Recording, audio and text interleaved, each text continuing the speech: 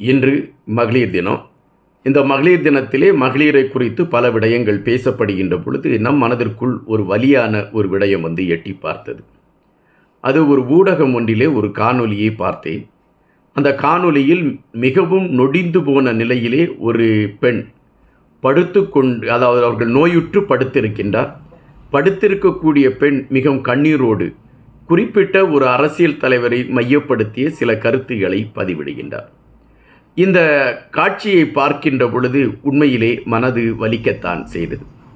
ஒரு காதல் படுத்தும் பாடு என்று இதை எடுத்துக்கொள்வதா, அல்லது தன் கௌரவம் பாதிக்கப்பட்டு விடக்கூடாது என்பதற்காக தன்னை ஒரு மற்றவர்கள் பெரிதாக நினைக்க வேண்டும் என்பதற்காக பெண்ணை அபலையாக காட்ட எத்தனித்ததின் விளையாட்டா என்கின்ற கேள்விகள் தான் மனதிற்குள் எழும்பிக் கொண்டு இருக்கின்றன.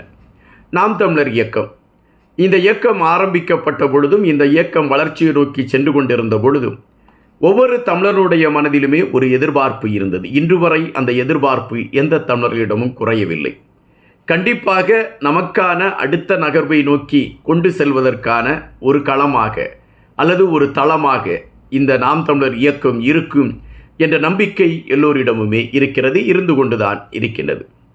ஆனால் நாம் தமிழர் இயக்கத்தில் இப்பொழுது பலர் பிரிந்து சென்றவர்கள் சேர ஆரம்பித்திருக்கிறார்கள் என்கின்ற செய்தியும் நமக்கு சந்தோஷத்தை கொடுக்கக்கூடியதான். தற்பொழுது கூட முன்பு பிரிந்து சென்று இப்பொழுது அனைத்திந்திய அண்ணா திராவிட முன்னேற்ற கழகத்தில் இருக்கக்கூடிய கல்யாண சுந்தரம் அவர்களிடம் கூட பேச்சுவார்த்தை ஆரம்பித்திருக்கிறது என்றும், அவர் மீண்டும் நாம் தமிழர் இயக்கத்தில் இணைவதற்கான ஒரு சூழல் அமையலாம் என்கின்ற செய்திகளும் வருகின்றன. அதுபோல முன்பெல்லாம் நாம் தமிழர் இயக்கத்திற்கு யார் நிர்வாகிகள் என்பதே தெரியாது. சீமான் அவர்களை தெரியும், அதன் பின்பு சாட்டை துரைமுருகனை தெரியும். மற்றவர்கள் அடையாளப்படுத்தக்கூடிய களம் அமையாது. அப்படி அடையாளப்படுத்தக்கூடியவர்களாக யாராவது மாறிவிட்டால் சாட்டை துரைமுருகன் அவர்கள் தன்னுடைய கைங்கரியத்தால் அவர்களை கட்சியிலிருந்து அப்புறப்படுத்துவதற்கான முயற்சியை எடுத்து விடுவார். ஆனால் இப்பொழுது பலருக்கு பதவி கொடுக்கக்கூடிய ஒரு களத்தை நாம் தமிழர் இயக்கத்தில் பார்க்க முடிகின்றது. அது உண்மையிலே ஒரு பெரிய மாற்றமாக நமக்கு தெரிகிறது. இதைத்தான் எதிர்பார்த்தோம் என்கின்ற ஒரு எண்ணம் தான் மனதிற்குள் எழும்புகின்றன. இதற்கு முன்பு நாம் தமிழர் இயக்கத்தை பார்க்கின்ற பொழுது ஒரு சர்வாதிகார கட்டமைப்பு அதிலே தெரிந்தது. ஆனால் இப்பொழுது சற்று ஜனநாயகத்தை நோக்கி திரும்பக்கூடிய ஒரு களத்தை நாம் பார்க்க முடிகிறது. இவைகளெல்லாம் மகிழ்ச்சியான செய்திகள் தான்.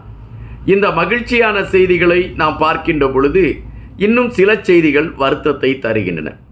நாம் தமிழர் இயக்கத்தின் ஒருங்கிணைப்பாளர் சீமான் அவர்களிடம் சம்மன் கொடுக்க வந்த காவல்துறை அதிகாரிகளை தடுத்ததாக சொல்லி நாம் தமிழர் இயக்கத்தின் ஒருங்கிணைப்பாளர் சீமான் அவர்களுடைய வீட்டிலே காவலாளிகளாக இருந்த இருவர் கைது செய்யப்பட்டார்கள். ஒருவர் அமல்ராஜ் அவர்கள், இன்னொருவர் அவருடைய கார் ஓட்டுநராக இருந்த ஒருவர், அதாவது சீமான் அவர்களுடைய வீட்டிலே கார் ஓட்டுநராக இருந்தவர்.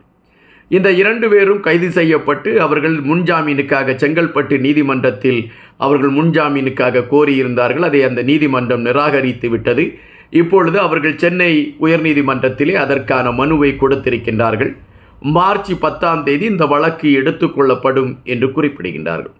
அப்படி என்றால் சீமான் அவர்களுக்காக களத்தில் நின்றவர்கள் இன்னும் ஜாமீன் கிடைக்காமல் சிறையில்தான் தொடர்ந்து கொண்டு இருக்கின்றார்கள்.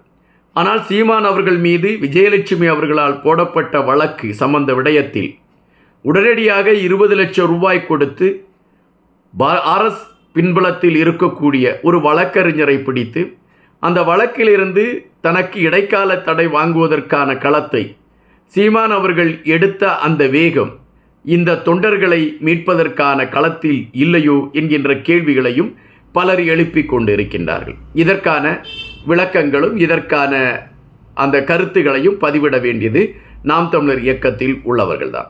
ஆனால் இன்னொரு விடயம்தான் இப்பொழுது நமக்கு வலியை கொடுத்தது.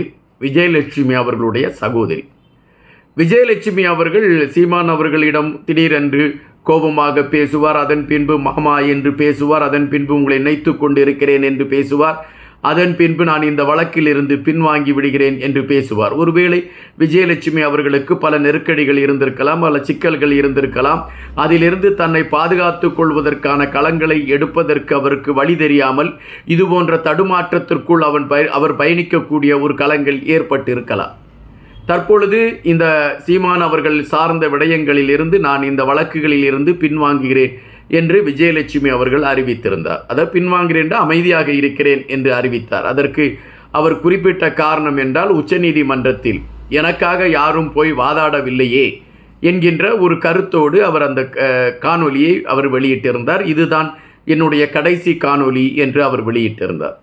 இந்த சூழலில் தான் விஜயலட்சுமி அவர்களுடைய சகோதரியே, அதாவது நோயுற்று படுத்திருக்கக்கூடிய விஜயலட்சுமி அவர்களுடைய சகோதரியே ஒரு வலையொலியை நடத்தி கொண்டிருக்கக்கூடிய ஒரு தோழர் போய் சந்திக்கின்றார்.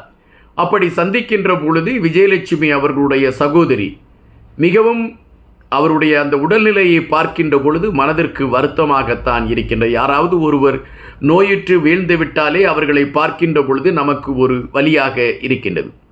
அதைத்தான் நாம் இங்கு பார்க்க வேண்டியதாக இருக்கின்றது. அந்த நேரத்தில் அவர் சீமானை குறித்து சில கருத்துக்களையும் பதிவிடுகின்றார். அந்த கருத்துக்களை பதிவிட்ட பின்பு மீண்டும் விஜயலட்சுமி அவர்கள் சீமான் அவர்களை மையப்படுத்திய சில கருத்துக்களை அவர் மீண்டும் பதிவிடுகின்றார். இந்த காணொளி, அதாவது அந்த நோயுற்று இருக்கக்கூடிய அந்த சகோதரியை அந்த வலையொலி தோழர் சந்திக்கக்கூடிய அந்த காணொளி இன்று ஊடகங்களில் அது ஒரு பிரதான களத்தை எடுத்துக்கொண்டு இருக்கின்றது. பலர் அதனை மையப்படுத்தி கருத்துக்களையும் பதிவிட்டு கொண்டு இருக்கின்றார்கள். ஆனால் இங்கு விஜயலட்சுமி அவர்கள் மிக தெளிவாக சில விடயங்களை பதிவிடுகின்றார். நீங்கள் இன்று இருக்கக்கூடியவர்களுக்கு முக்கியத்துவம் கொடுத்து கொண்டு இருக்கின்றீர்கள், அது பிரதானம் கொடுத்து கொண்டு இருக்கின்றீர்கள். ஆனால் நான் 2008 உங்களை திருமணம் செய்து கொண்டேன். அதன் பின்பு 15 ஆண்டுகள் கடந்து விட்டது. இதுவரை நான் உங்களை மட்டுமே நினைத்து கொண்டு வாழ்ந்து கொண்டிருக்கின்றேன். என்னை நீங்கள் புறம் தள்ளுவதும் என்னை நீங்கள் ஒதுக்கி தள்ளுவதும் எனக்கு வேதனையாக இருக்கின்றது. நீங்கள் எவ்வளவுதான் என்னை ஒதுக்கி தள்ளி கொண்டிருந்தாலும் நான் உங்களை நேசித்து கொண்டுதான் இருப்பேன் என்று விஜயலட்சுமி அவர்கள் குறிப்பிட்டிருக்கக்கூடிய அந்த செய்திகளை பார்க்கின்ற பொழுது அதுவும் மனதை வலிக்கத்தான் செய்கின்றது. இந்த சிலப்பதிகாரத்திலே ஒரு கதாபாத்திரம் சொல்லப்படும், மாதவி என்கின்ற கதாபாத்திரம். கோவலன் மாதவியை பார்த்து மாதவியின் அழகில் மயங்கி விடுகின்றான். அதன் பின்பு இருவரும் இணைந்து வாழ்கின்றார்கள். அவர்களுக்கு ஒரு குழந்தை இருக்கின்றது. அதன் பின்பு கோவலன் பிரிந்து வந்து விடுகிறான். அதன் பின்பு கோவலனுக்கு நடந்த நிகழ்வுகள் எல்லாம் தெரியும். ஆனால் கடைசி வரை மாதவி அந்த கோவலனை நினைத்து கொண்டே வாழ்வதாக நாம் அந்த புராணம் சொல்லக்கூடிய கதைகளை பார்க்க முடிகின்றது. இங்கு விஜயலட்சுமி அவர்களை பார்க்கின்ற பொழுது ஏறக்குறைய மாதவியைப் போலத்தான் அவரும் சீமான் அவர்களை நினைத்து கொண்டு பயணிக்கக்கூடிய களமும், சீமான் அவர்களும் சீமான் அவர்களுடைய வகையறாக்களும் விஜயலட்சுமி அவர்களுக்கு சீமான் அவர்கள் மட்டும் உறவாக இல்லை, அவர்களுக்கு பலர் உறவாக இருந்தார்கள் என்பதை மையப்படுத்தி அவர்கள் பட்டியலை போட்டுக்கொண்டு இருக்கக்கூடிய விடயமும் அது பெண்ணினத்தை கொச்சைப்படுத்துகின்ற ஒரு விடயம் என்றுதான் நாம் பதிவிட முடியும். ஒரு பெண் தான் சார்ந்த களத்திற்குள் அவள் தன் சுதந்திரத்தோடு பயணிக்க வேண்டும். இவருக்கு பயந்து அவருக்கு பயந்து அவள் பயணிக்க வேண்டிய களங்கள் இல்லை. ஆனால் விஜயலட்சுமி அவர்கள் அப்படி பயணித்தார் என்று நாம் தமிழர் இயக்கத்தை சார்ந்த தம்பிமார்கள் சொல்லக்கூடிய விடயத்தில் நமக்கு உடன்பாடு இல்லை. காரணம், விஜயலட்சுமி அவர்கள் அப்படி செல்ல வேண்டும் என்றால் வேறொரு கோணத்தில் சென்று இருக்கலாம். ஆனால் அவர் இன்று வரை சீமான் அவர்களை மையப்படுத்தி பயணிக்கக்கூடிய விடயம் அவரை உயர்வாகத்தான் காட்டிக்கொண்டு இருக்கின்றது. தற்பொழுது நாம் தமிழர் இயக்கத்தில் பிரிந்தவர்கள் மீண்டும் சேர்ந்து கொண்டு இருக்கின்றார்கள். அந்த விடயங்கள் பரபரப்பாக பேசப்படுகின்ற அதே சூழலில் விஜயலட்சுமி விடயத்தையும் சீமான் அவர்கள் பார்க்க வேண்டிய ஒரு நிகழ்வும் இருக்கிறது என்பதாகத்தான் பலர் கணிக்கின்றார்கள். நாமும் அதைத்தான் இப்பொழுது முன்னெடுத்து வைக்கிறோம். நன்றியுடன் இன்பா.